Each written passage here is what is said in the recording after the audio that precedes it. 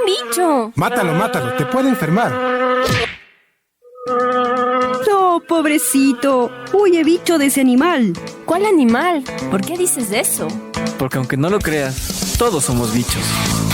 Ciencia, Divulgación, Naturaleza, Investigación. salud, noticias. zoonosis. De humanos y otros bichos, divulgando el conocimiento sobre el hombre y la naturaleza.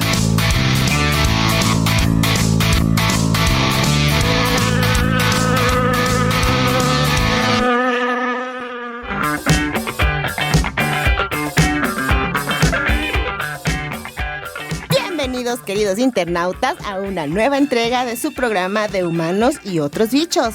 Este es el programa 308, así que acompáñenos de principio a fin en este programa el día de hoy.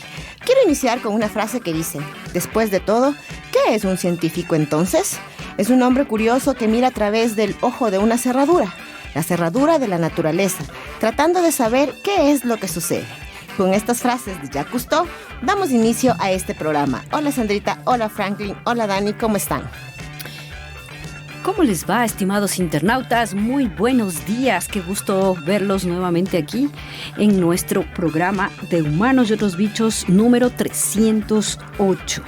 Ha sido para nosotros un gusto poder prepararlo y el día de hoy hemos traído segmentos varios. En mi caso les traigo una interesante historia en alucinaciones entomológicas. ¿Y tú, Frank, qué nos traes?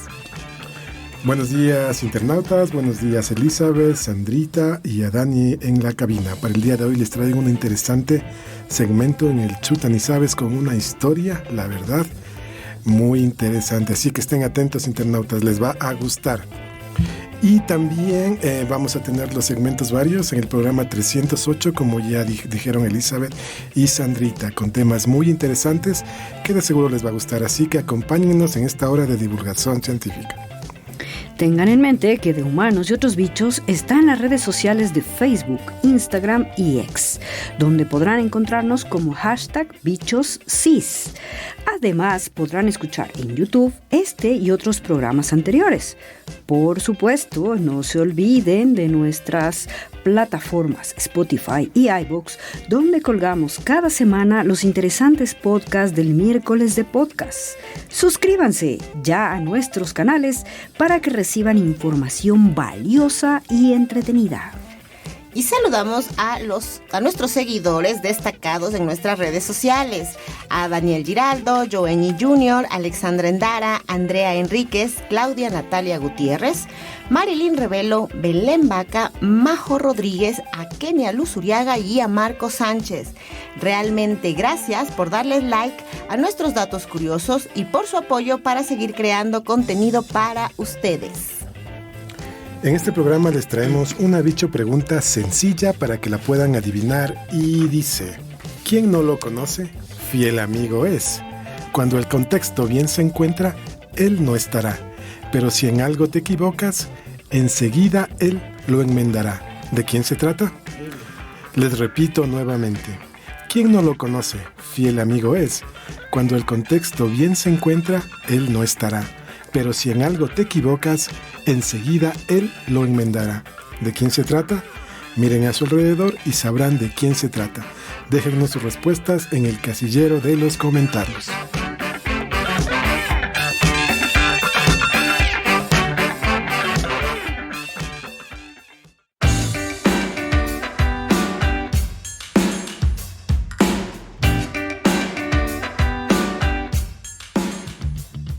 Queridos internautas, en nuestro segmento Bicho Noticias les traemos las últimas novedades científicas de esta semana. Y empezamos con Elizabeth. Pues sí, hoy encontré una super noticia sobre investigadores que hallan un coral endémico de Galápagos que creían desaparecido. Medios de comunicación conversaron con investigadores de la Fundación Charles Darwin y el equipo científico cuenta que halló nuevas colonias de un coral endémico y en peligro crítico de extinción en las Islas Galápagos, que no se veía desde hace 25 años. El nombre de este coral, que es bien complejo, dice Rhizosapnia wellingtoni.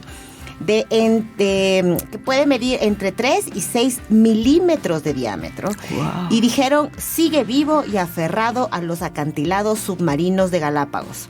El colorido coral solitario de Wellington se perdió del radar de los investigadores hace más de 2 décadas y fue registrado la última vez en el 2020. La población del coral resultó afectada por el fenómeno climatológico del Niño, que calienta el agua y fue especialmente severo en los años 82, 83, 97 y 98. Después de estos eventos climáticos se dejó de ver, comentó una de las investigadoras del programa de biodiversidad marina de la Fundación Charles Darwin, Inti Kenneth, y la científica confesó que quedó en shock cuando el año pasado divisó uno.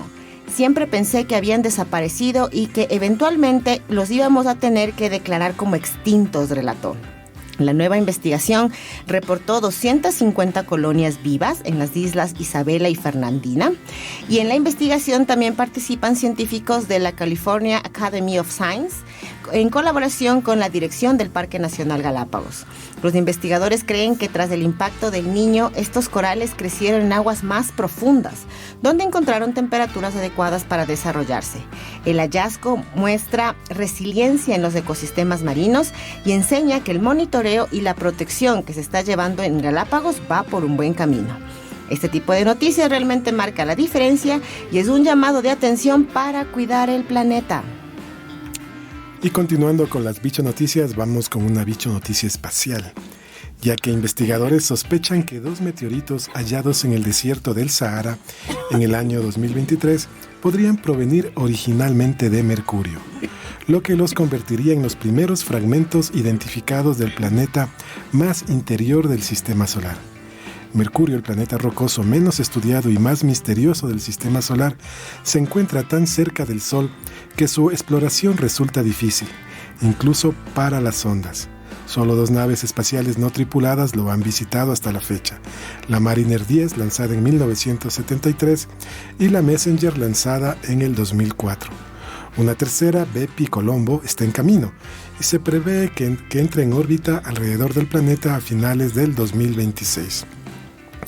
Los científicos conocen poco sobre la geología y la composición de Mercurio y nunca han podido estudiar un fragmento del planeta que haya aterrizado en la Tierra como meteorito. En contraste, existen más de 1.100 muestras conocidas de la Luna y Marte en la base de datos de la Sociedad Meteorítica, organización que cataloga todos los meteoritos conocidos. Estos 1.100 meteoritos se originaron como fragmentos lanzados desde la superficie de la Luna y Marte durante impactos de asteroides antes de llegar a la Tierra tras un viaje espacial. No es probable que todos los planetas expulsen fragmentos de sí mismos hacia la Tierra durante las colisiones. Aunque Venus está más cerca de nosotros que Marte, su mayor atracción gravitatoria y su densa atmósfera podrían impedir el lanzamiento de restos de impacto. Sin embargo, algunos astrónomos creen que Mercurio debería ser capaz de generar meteoros. Basándose en la cantidad de meteoritos lunares y marcianos, deberíamos tener alrededor de 10 meteoritos de Mercurio. Sin embargo, Mercurio está mucho más cerca del Sol, por lo que cualquier objeto expulsado de Mercurio también debe escapar de la gravedad solar para llegar hasta nosotros. Es dinámicamente posible, solo que mucho más difícil. Nadie ha identificado con certeza un meteorito de Mercurio.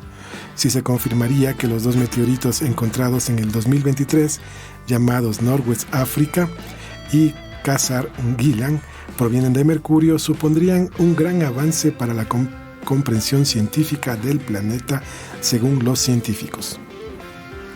Y de un espécimen casi extinto al espacio, me voy ahora a hablar sobre la desextinción. Una ave gigante no voladora es el próximo objetivo de la empresa de desextinción Colossal Biosciences. Una especie de ave enorme no voladora que habitó Nueva Zelanda desapareció hace unos 600 años, poco después de la llegada de los primeros colonos a las 2 islas principales del país. La startup de ingeniería genética Colossal Biosciences agregó a la moa gigante de la isla sur, una poderosa especie de cuello largo que medía 3 metros de altura y que posiblemente pateaba en defensa propia a una lista en rápida expansión de animales que quiere resucitar, entre comillas, modificando genéticamente a sus parientes vivos más cercanos. La principal explicación de su extinción es la caza excesiva y el cambio de hábitat tras la llegada de los pueblos polinesios a la isla. Antes de esto, tenían muy pocos depredadores. Este es un patrón común en las aves no voladoras de islas con escasas defensas contra la caza o la depredación, como los dodos. Para restaurar a la moa, Colossal Biosciences anunció el martes que colaborará con el Centro de Investigación Gai Tahu de Nueva Zelanda, una institución con sede en la Universidad de Canterbury en Christchurch, Nueva Zelanda, fundada para apoyar a los Gai Tahu, la principal tribu maorí del sur del país. El proyecto inicialmente implicará la recuperación y el análisis de ADN antiguo de 9 especies de moa para comprender cómo la moa gigante, Dinornis robustus, se diferenciaba de sus parientes actuales y extintos, con el fin de descifrar su composición genética única, según un comunicado de la compañía. La idea de revivir una especie como esta es intelectualmente interesante, pero debería ser una prioridad menor. Si nos preocupa la conservación de las aves isleñas, hay cientos de especies amenazadas y en peligro crítico de extinción en Nueva Zelanda, Hawái y otras islas del Pacífico que necesitan recursos de conservación con mayor urgencia, dijo un investigador a CNN en español. Y bueno, quiero darles un recordatorio a la bicho pregunta. Escúchenla súper bien. Dicen que está fácil, así que piensen, internautas. Quien no lo conoce, fiel amigo es. Cuando el contexto bien se encuentra, él no estará. Pero si en algo te equivocas, enseguida él lo enmendará. ¿De qué se trata? Les repito nuevamente, quien no lo conoce, fiel amigo es. Cuando el contexto bien se encuentra, él no estará. Pero si en algo te equivocas, enseguida él lo enmendará. ¿De quién se trata? Reflexionen, queridos internautas, y pueden poner la respuesta en el casillero de comentarios que los estaremos leyendo. Y empezando con los segmentos varios, el amor es un sentimiento maravilloso.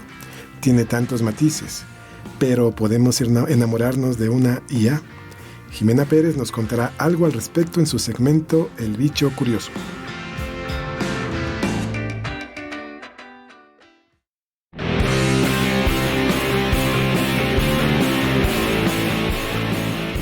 Bienvenidos, internautas amantes de la ciencia, a su segmento Ciencia al Rescate. Hoy les he traído un tema actual, pues este es un segmento donde la ciencia pone orden al caos, responde lo inesperado y, ¿por qué no?, también se pregunta a veces cosas del corazón. Y hoy con una pregunta que parece de ciencia ficción, pero es más real que nunca. ¿Enamorarse de una inteligencia artificial ¿es para reírse o en nuestros tiempos es inevitable? Vamos a hablar de amores virtuales, cerebros de silicio y hormonas humanas. Todo está respaldado por la ciencia.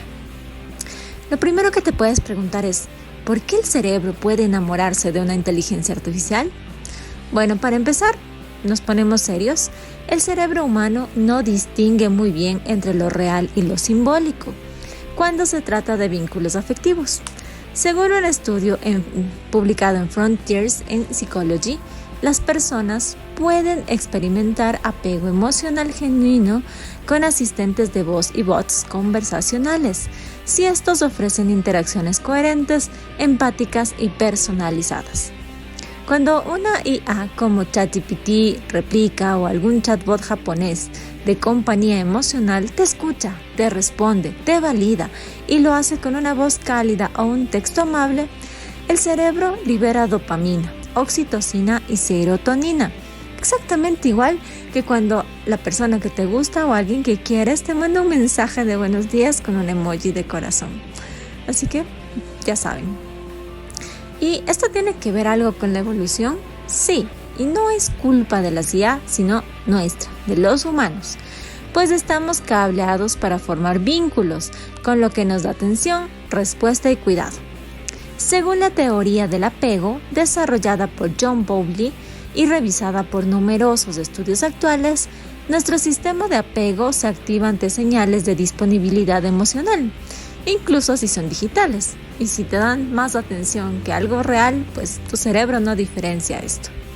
Además, el efecto ELISA, descubierto ya en los años 60 por Joseph Weizenbaum, demostró que las personas tienden a proyectar emociones y significados humanos en simples programas conversacionales, incluso si no eran muy inteligentes.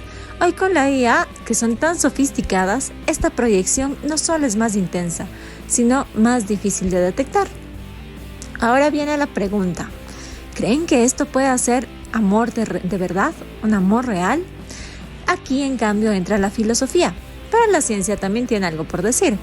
Un estudio publicado en Nature Machine Intelligence advierte que mientras más humanos sean los algoritmos, más vulnerables somos a desarrollar ilusiones de reciprocidad emocional. Y esto se agrava cuando pasamos muchas horas interactuando con estos sistemas, sobre todo en los contextos actuales de soledad, egoísmo, ansiedad social o búsqueda de consuelo. No estamos hablando solo de un crush con la voz del asistente virtual. Hay casos documentados en Japón, Corea del Sur y Estados Unidos, donde personas afirman estar en relaciones con IAs. Incluso han celebrado bodas simbólicas. En el 2020, Akihiko Kondo se casó con un holograma de Hatsune Miku, que es una cantante japonesa, y esto dio vueltas a todo el mundo. Y aunque muchos se rieron, psicólogos señalaron que no hay diferencia neuroquímica entre eso y lo que sentimos por un humano, salvo que el humano puede decepcionarte y bueno, las IAs no tanto. Pero ¿es gracioso o preocupante? Era una bromita lo que les dije, ¿no? En realidad sí es ambas. Podemos reírnos de la situación, una cita con Siri que nunca te deja en visto, pero también hay un lado serio. Expertos en ética de la inteligencia artificial, como la profesora Shannon Valor, advierten que si normalizamos el amor con una IA como sustituto del vínculo humano, podríamos empezar a deformar nuestra empatía, evitar la vulnerabilidad y vivir relaciones unilaterales, que son totalmente cómodas pero vacías. Pues ya no vas a tener que salir de tu casa, ya no vas a tener que interactuar, no vas a tener que sufrir decepciones. Aunque también hay terapias para personas con dificultades sociales o trastornos del apego. Por ejemplo, en estas hay ciertas interacciones con IA. Es útil, pero debe ser controlada. La clave está en el contexto, el equilibrio y la conciencia de los límites. En el futuro, ya muchas universidades están estudiando estos vínculos afectivos entre humanos e inteligencias artificiales, no solo a nivel emocional, sino también legal. ¿Tendremos derechos digitales para bots pareja? ¿Celos entre humanos y algoritmos? ¿Terapias de pareja con asistentes virtuales? ¿Te imaginas decir, ¿y tú por qué no estás con tu crush? Pues porque está con otra mujer. ¡Ay, qué pena! ¿Y quién es? ChatGPT. ¿Qué? Así que esto puede pasar.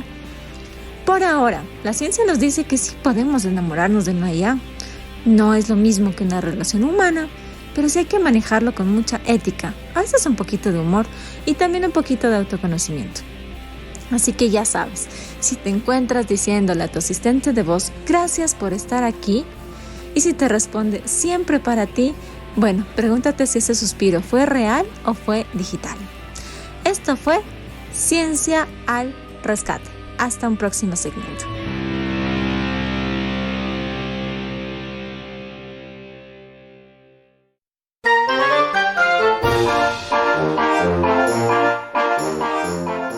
¿No has sentido alguna vez la picadura de un mosquito y hace lo imposible por evitarlo?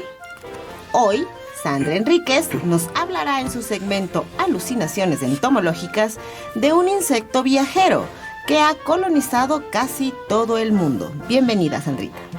Bienvenidos, estimados internautas, a su segmento Alucinaciones entomológicas. Hoy voy a hablarles de la Aedes aegypti. Aedes aegypti es un viajero experimentado. Lejos, en la profundidad de los bosques de África Oriental, vive aún. Algo más oscuro y con leves diferencias, su antepasado científicamente denominado Aedes aegypti formosus. En efecto, hermoso es este mosquito, azabache con dibujos formados por escamas plateadas. La variedad africana de Aedes aegypti deposita sus huevos en huecos de árboles, donde el oscilante nivel del agua es mantenido por las frecuentes lluvias. Las larvas disfrutan de los sedimentos seculares de los grandes árboles de guamba y caimosi. Los adultos encuentran una fuente inagotable de sangre en la rica fauna de esta zona. En una época que nunca será posible precisar, este mosquito selvático comenzó a poner sus huevos en los recipientes donde almacenaban agua los nativos de la zona. Con el tiempo se adaptaron a esta nueva y muy segura forma de vivir. El hombre, al almacenar agua, creaba condiciones apropiadas para las larvas y al agruparse, primero en caseríos, luego en conglomerados cada vez mayores, otorgaba a los adultos una fuente inagotable de sangre. Se estableció un nexo que pareciera ser definitivo, un matrimonio secular entre víctima y victimario. En la actualidad, aprovechando el persistente espíritu de colonización de su socio Homo sapiens, este mosquito se distribuye en todos los continentes, apenas limitado por las isotermas de 10 grados centígrados, tanto al norte como al sur. Ha sido visto desde Nueva York hasta Buenos Aires y en algún verano logró llegar hasta Boston, África del Sur, el Mediterráneo, Turquía, China, las islas del Pacífico y Australia. Capaz de llegar a muchos sitios, prefiere, sin embargo, y al igual que nosotros, los climas tropicales. No existe una cronología precisa de la expansión de Aedes aegypti desde su patria africana hasta su actual distribución. Sin embargo, no es difícil especular sobre las vías utilizadas, ni muy aventurado señalar el tráfico marítimo como el primer responsable. A partir del siglo XV, los europeos navegan en forma intensa entre África y América, entre África y la India. Antes, seguramente fue el Mediterráneo la ruta seguida para invadir el norte de África y el sur de Europa para luego descender hacia el África occidental, punto de partida para su travesía hacia América. Los barriles de agua dulce, el agua de lluvia acumulada en vasijas, fueron las cabinas que alojaron al mosquito en su viaje. La larga travesía no era inconveniente, apenas determinaba que no fuesen los mosquitos que se embarcaban, sino sus hijos o nietos los que llegaban al puerto de destino. En apenas 22 días, en un clima cálido, una generación es sustituida por otra. En América y en Asia, nuestro amigo viajero se estableció en los puertos y fue en ellos, La Habana, Santo Domingo, Memphis, Nueva Orleans, La Guaira, donde la fiebre amarilla dejó la evidencia de su itinerario. El tráfico de esclavos fue el elemento más importante en la introducción de este mosquito en América. Luego correría a lo largo de las costas transportado por los navíos que portaban el azúcar, el cacao y el algodón. No ha faltado autor que señale la conexión entre Aedes aegypti y estos productos. Uno de ellos sugirió a la conexión azucarera como la principal responsable. Pero realmente, como han demostrado otros, no es posible señalar a un culpable en particular y muy probablemente ni el cultivo ni el transporte del azúcar hayan sido los más importantes. Líquidos dulces, flores y frutas para los machos, agua almacenada y sangre para las hembras había por doquier. Existe en la biología de Aedes aegypti un factor que lo hace eficiente viajero. Sus huevecillos, a diferencia de otros mosquitos, son colocados en las paredes del recipiente que contiene agua muy cerca del nivel de la misma. Ahí permanecen hasta que el agua los cubre y la pequeñísima larva empuja la tapa del huevo y emerge. Los huevecillos pueden soportar largos periodos de desecación y si la humedad del ambiente es alta, algunos sobreviven hasta un año. Los barriles, instrumentos de particular valor, viajaron primero por mar y luego tierra adentro, distribuyendo su reducida pero nefasta carga. En la actualidad, Aedes aegypti sigue viajando, ahora velozmente, a bordo de barcos, aviones, automóviles, trenes y camiones. el desarrollo de una eficiente vacuna contra la fiebre amarilla y las crisis económicas y administrativas, sumadas a la ilusión panaceica del DDT, hicieron fallecer las razonablemente eficientes campañas sanitarias del pasado. Aedes aegypti seguirá acompañándonos por mucho tiempo más. Espero que les haya gustado esta historia tomada del libro Historias de Mosquitos del autor Carlos Machado Allison. Hasta una próxima oportunidad en su segmento Alucinaciones entomológicas.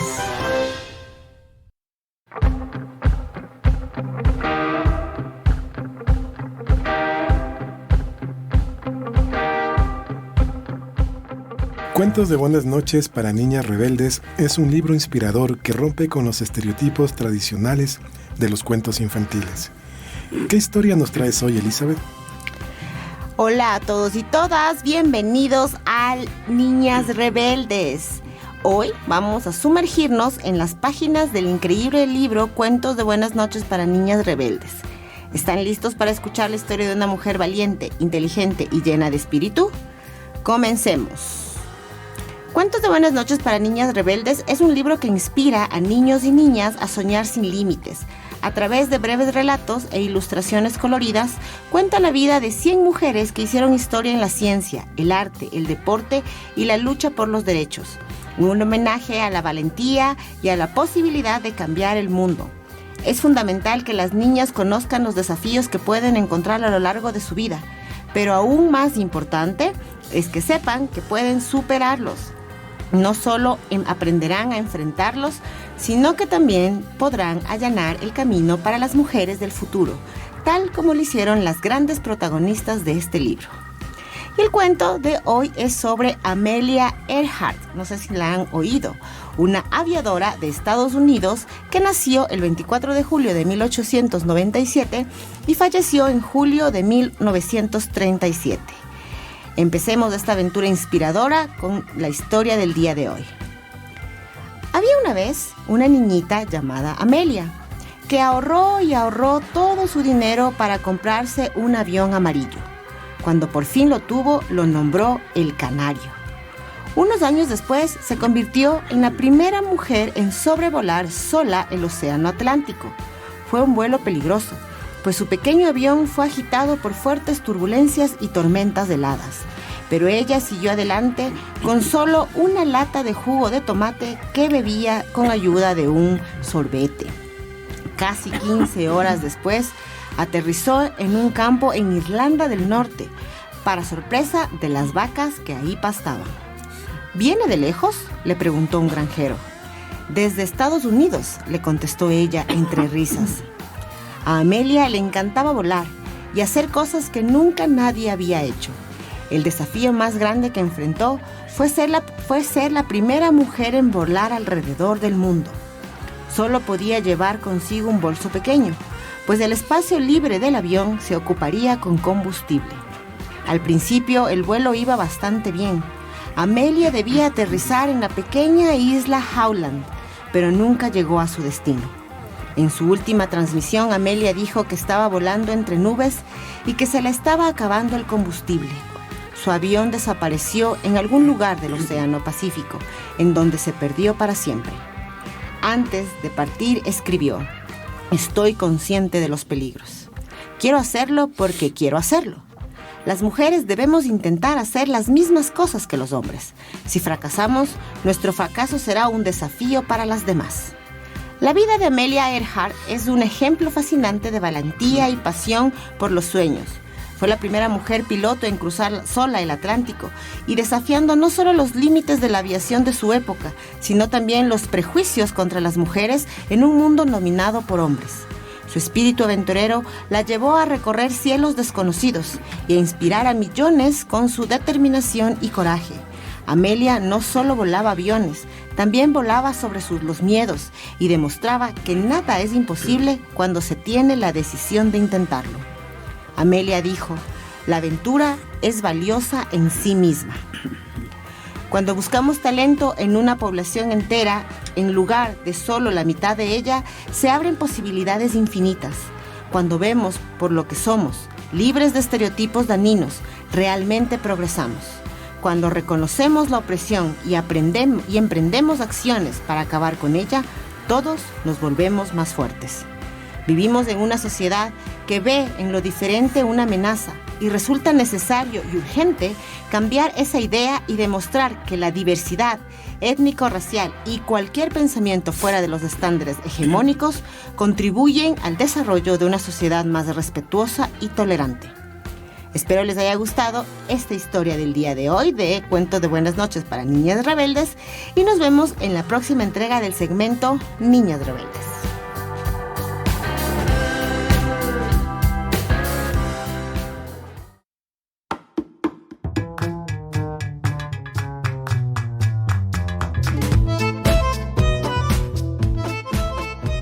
Hay circunstancias que le obligan a realizar acciones inverosímiles, pero lo importante es sobrevivir.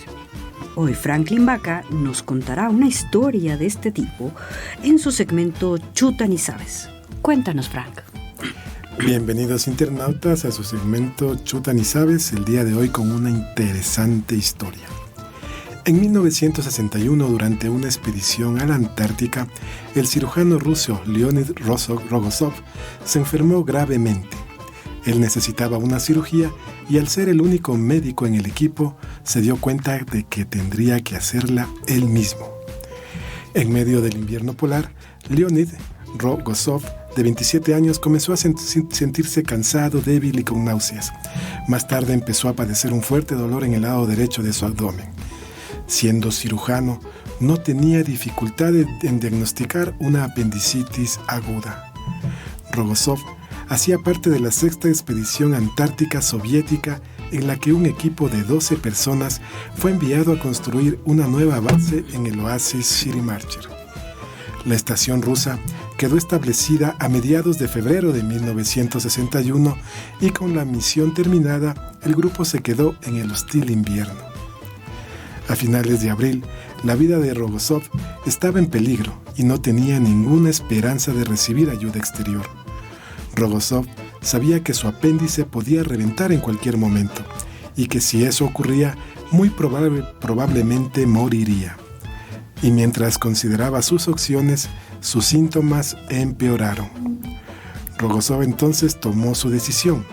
Se iba a realizar una autoapendicectomía antes de morir sin hacer nada. Él relata: no pude dormir en toda la noche. Me duele como el demonio. Una tormenta de nieve azota mi alma, gimiendo como 100 chacales, escribió en su diario. Todavía no hay síntomas evidentes de perforación, pero una sensación opresiva de presagio pende sobre mí. Eso es todo. Tengo que pensar en la única salida posible: operarme a mí mismo. Es casi imposible, pero no puedo simplemente cruzarme de brazos y darme por vencido. Rogozov elaboró un plan detallado de cómo desarrollaría la operación y le asignó funciones y tareas específicas a sus colegas. Escogió 2 ayudantes principales para entregarles instrumentos, posicionar la lámpara y sostener el espejo en el que planeaba ver todo lo que estaba haciendo. El director de la estación también se encontraba en la sala en caso de que alguno de los otros presentes se desmayara. Era tan sistemático que incluso les dio instrucciones de qué hacer si él perdía la conciencia, como inyectarle adrenalina y practicarle respiración artificial. El uso de anestesia general estaba fuera de toda posibilidad.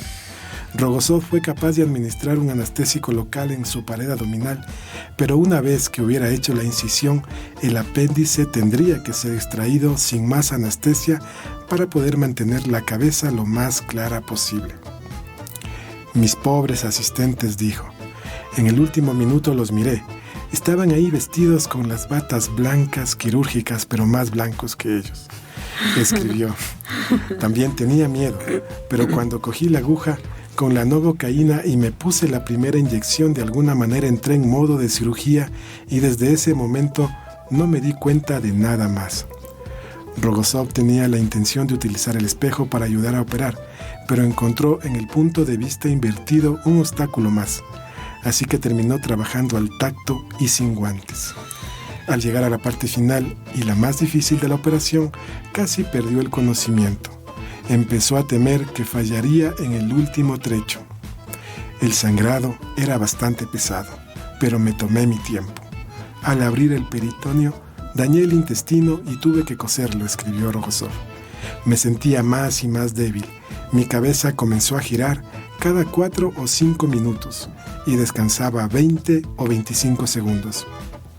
Finalmente aquí está el apéndice. Con horror noté la mancha oscura en su base. Eso significa que un día más y hubiera estallado. Mi corazón reaccionó y se ralentizó notablemente. Mis manos parecían de caucho. Bueno, pensé va a terminar mal y lo único que va a quedar es un apéndice estirpado. Pero no falló. Después de casi 2 horas había completado la operación hasta la última puntada. Entonces, antes de permitirse descansar, instruyó a sus asistentes de cómo lavar los instrumentos quirúrgicos.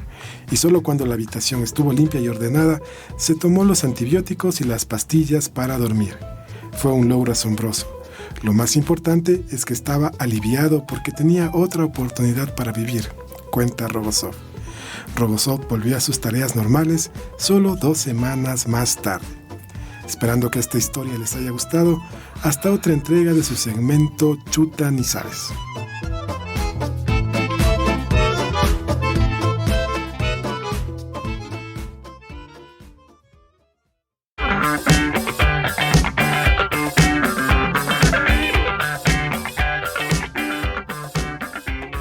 Qué impactante. Me quedé así como sin palabras. Horrible, ¿cómo te puedes hacer? No sé qué locura. Una operación a ti mismo. Era vida o muerte, según él. Ay, sí, pero no sé. Pero era un buen médico, oye, para saber dónde estaba operando, porque el espejo no le sirvió. Entonces él sabía. Yo me acuerdo a mi hermano le dio apendicitis y explotó su apéndice. No. Y tuvieron que abrirlo todo para poder hacer la limpieza. Es súper complicado, pues. ¿Cómo lo haces solo?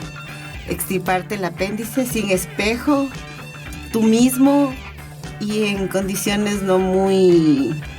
O sea, no es un quirófano, pues precisamente, sino hay algo inventado, no. Pero sobrevivió. Ajá. Me dejaste loca, Fran, con esa historia.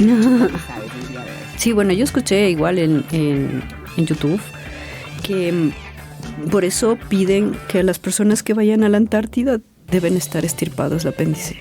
Es uno de los requisitos. Porque quieren evitar otro de estos tipos. Porque tú sabes, están allá en condiciones extremas donde tal vez sea difícil encontrar un médico. Pero si mi apéndice está bien. Lo siento. O sea, tienes que poner en una balanza. ¿Te vas a la Antártida o tu apéndice? Claro. La vesícula también puede estar inflamada y tiene que sacarse. Claro, pero es que imagínate si me voy a sacar todo lo que podría reventarse, porque en la Antártida no hay nada. Una muela criada.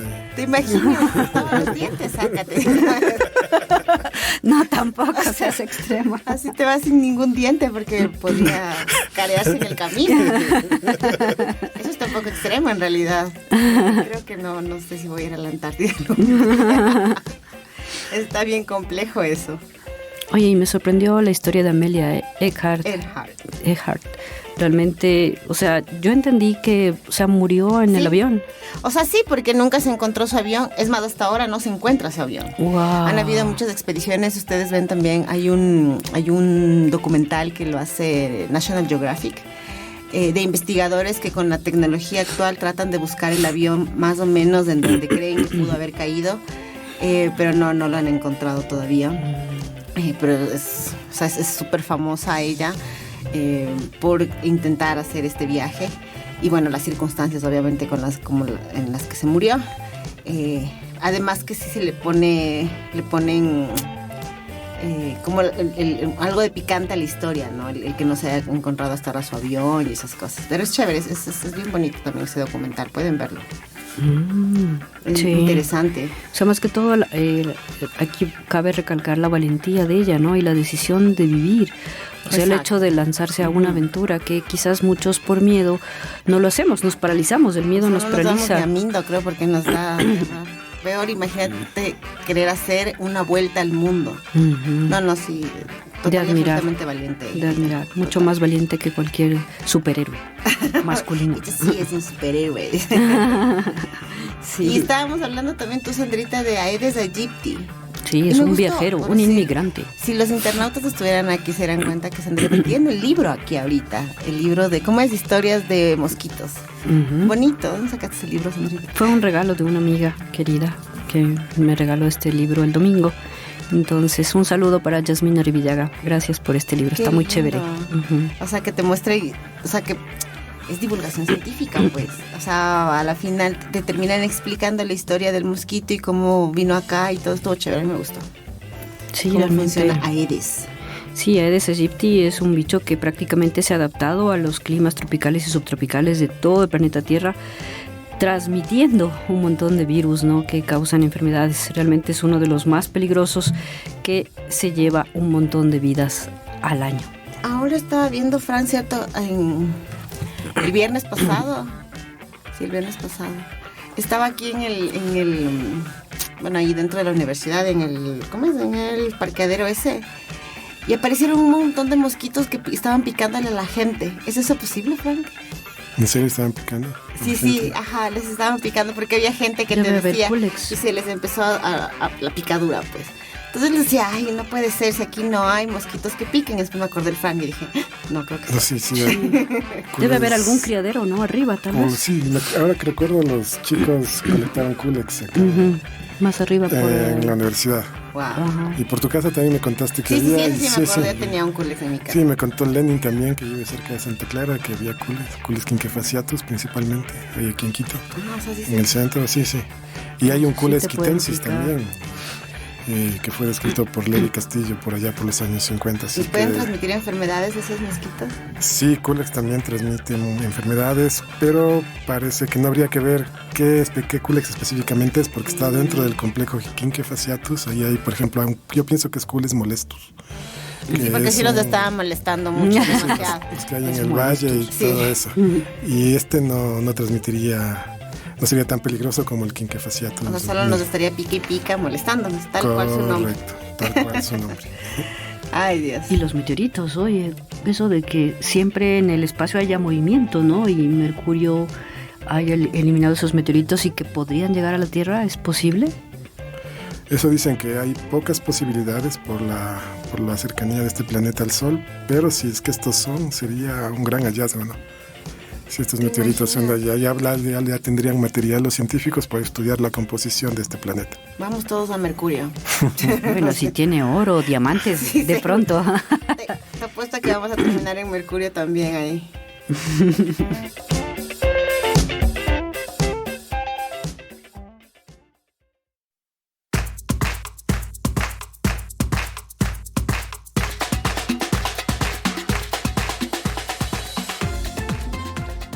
Los dinosaurios fueron un grupo diverso de reptiles que dominaron la Tierra durante la era mesozoica. Existieron en una amplia gama de tamaños, formas y hábitats, y algunos tenían características sorprendentes de las cuales aprenderemos en este su segmento ¿Sabías qué? ¿Sabías que los dinosaurios existieron durante la era mesozoica, que se divide en 3 periodos: Triásico, Jurásico y Cretácico? Durante estos periodos, los continentes estaban dispuestos de manera muy diferente a como lo conocemos hoy, lo que influyó en la evolución y diversidad de estas fascinantes criaturas. ¿Sabías que los dinosaurios prosperaron en un entorno que era radicalmente diferente al actual? La Tierra era un lugar cálido y húmedo, con vastas selvas tropicales y océanos poco profundos que cubrían gran parte de la superficie. En este escenario, los dinosaurios se adaptaron a una amplia variedad de nichos ecológicos, desde los gigantescos saurópodos que se alimentaban de las copas de los árboles hasta los pequeños carnívoros que cazaban en el suelo del bosque. ¿Sabías que a pesar de su dominio, los dinosaurios no eran las únicas formas de vida en la Tierra durante este tiempo? Ya que compartían su mundo con una gran variedad de otras criaturas, incluidas las primeras aves que evolucionaron a partir de pequeños dinosaurios terópodos. Además, los mamíferos comenzaron a aparecer en esta época, aunque eran pequeños y no tan diversos como lo serían después de la extinción de los dinosaurios. ¿Sabías que muchos dinosaurios eran herbívoros y solo comían plantas? Esto se basa en la mayoría de las pruebas fósiles que se han encontrado hasta la fecha. El 65% de todos los dinosaurios eran herbívoros. ¿Sabías que aunque la mayoría de los dinosaurios se extinguieron hace 66 millones de años, un grupo logró sobrevivir y evolucionar hasta convertirse en las aves modernas? Las aves son de hecho los únicos dinosaurios que aún existen hoy en día. ¿Sabías que la relación evolutiva entre las aves y los dinosaurios ha sido confirmada por numerosos estudios paleontológicos y genéticos? Uno de los descubrimientos más sorprendentes en este campo es que el pariente vivo más cercano al temido tiranosaurio Rex es en realidad la humilde gallina. ¡Wow! A pesar de las diferencias en tamaño y apariencia, las similitudes genéticas entre estas dos especies son innegables. ¿Sabías que las aves han logrado adaptarse a casi todos los ambientes del planeta, desde las frías regiones polares hasta las cálidas selvas tropicales? Esta notable capacidad de adaptación es un testimonio de su herencia dinosauriana y su éxito evolutivo. ¿Sabías que cuando pensamos en dinosaurios, a menudo imaginamos criaturas gigantescas como el Angetinosaurios o el Spinosaurios? Sin embargo, no todos los dinosaurios eran enormes. De hecho, muchos de ellos eran sorprendentemente pequeños, comparables en tamaño a sus descendientes aviares actuales. ¿Sabías que entre los dinosaurios más pequeños se encontraba el Compsognathus, un pequeño carnívoro bípedo que pesaba alrededor de 3 kilos y vivió hace unos 150 millones de años? Otros ejemplos incluyen el Nanosaurios, que medía unos 90 centímetros de largo, y el Lesotosaurios, que no superaba los 2 metros de longitud. ¿Sabías que la variedad de tamaños entre los dinosaurios también refleja la diversidad de estrategias evolutivas que desarrollaron a lo largo de millones de años? Mientras que algunos optaron por el gigantismo como una forma de defensa contra los depredadores, otros se especializaron en la velocidad y la agilidad para escapar de los peligros. ¿Sabías que el Estegosaurio y el Triceratops tenían una boca en forma de pico que les ayudaba a arrancar la vegetación? Estos dinosaurios también poseían muelas y una articulación mandibular especializada que les permitía masticar su comida de manera más eficiente. Esta capacidad de masticar les daba una ventaja sobre otros herbívoros, ya que podían extraer más nutrientes de las plantas que comían. ¿Sabías que entre los dinosaurios uno de los más intrigantes en términos de inteligencia es el Trodón? Este pequeño dinosaurio cazador, que medía alrededor de 2 metros de largo, tenía un cerebro excepcionalmente grande en comparación con otros dinosaurios de su tamaño. Los estudios de los endomoldes, que son las impresiones internas de las cajas craneales, revelan que el Trodón poseía un cerebro complejo y desarrollado, similar al de un mamífero o ave actual. ¿Sabías que a lo largo de la historia los dinosaurios han capturado la imaginación de las culturas humanas, a menudo confundidos con criaturas míticas como los dragones? En la cultura china, por ejemplo, los huesos de dinosaurios desenterrados fueron interpretados como restos de dragones, seres venerados y temidos en su mitología. Esta confusión no es sorprendente, dado que los fósiles de dinosaurios presentan características que coinciden con las descripciones tradicionales de dragones, como colas largas y cuerpos escamosos. ¿Sabías que además los dinosaurios han dejado una huella indeleble en la cultura popular, inspirando innumerables obras de ficción que exploraron su mundo y sus misterios? Desde las icónicas películas de Jurassic Park hasta los libros ilustrados para niños, los dinosaurios han capturado la imaginación de personas de todas las edades. ¿Sabías que hace aproximadamente 66 millones de años, un evento catastrófico cambió para siempre el curso de la vida en la Tierra? El impacto de un asteroide de gran tamaño. Este cataclismo, que golpeó la península de Yucatán, en lo que hoy es México, desencadenó una serie de eventos que llevaron a la extinción masiva de muchas especies, incluidos la mayoría de los dinosaurios. Hasta un próximo encuentro con los datos curiosos de la ciencia en su segmento ¿Sabías qué?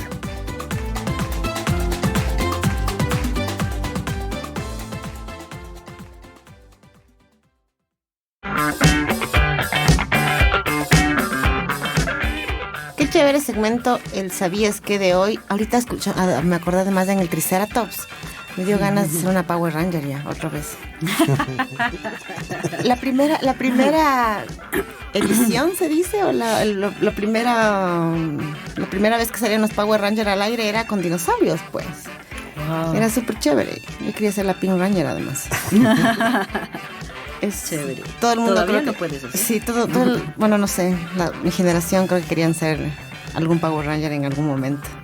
Cuéntanos, Andreita, bueno, es el final de nuestro programa el día de hoy y no podemos irnos sin la respuesta a la bicho pregunta. ¿Cuál es la respuesta, Andreita? Porque el Dani creo que no lo logró. Última oportunidad, nada. Está fácil. Recuérdanos la bicho pregunta primero, Sandrita. Claro. ¿Quién no lo conoce? Fiel amigo es. Cuando el contexto bien se encuentra, él no estará. Pero si en algo te equivocas, enseguida él lo enmendará. ¿De quién se trata?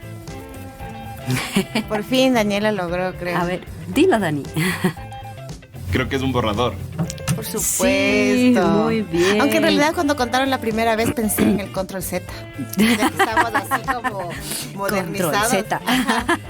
Por favor, el Control Z es mágico. Bueno, puede ser, ¿no? Frank dijo que era el corrector. Sí, también, Frank, bien. No, pero este es más sencillo. Sí, es que tenemos que ir de acuerdo a las generaciones. Bueno, esa es la respuesta, estimados internautas. Esperamos que ustedes también lo hayan logrado y hayan dejado sus respuestas en los casilleros de los comentarios. Hasta una próxima oportunidad en su programa de Humanos y otros bichos. Nos veremos. Muchas gracias, internautas, por su atención y no se olviden la próxima semana en su programa de Humanos y otros bichos. Escúchennos. Muchas gracias a todos y todas por acompañarnos en esta hora de divulgación científica. Nos vemos el próximo viernes y por supuesto que la ciencia triunfe. ¡Sí!